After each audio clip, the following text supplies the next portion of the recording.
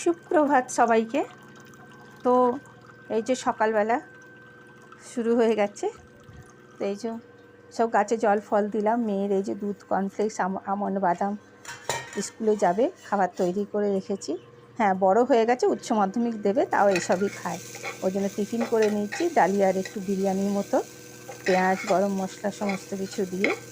ওটাও খুব সুন্দর খায়, টিফিনে ভালো লাগে।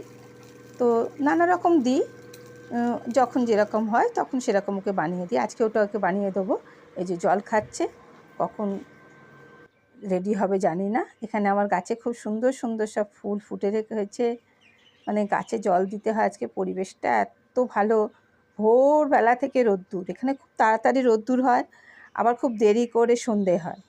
মানে শিলিগুড়িতে দেখছি ভালো লাগে, সকাল সকাল সূর্য উঠে যায়, খুব ভালো লাগে।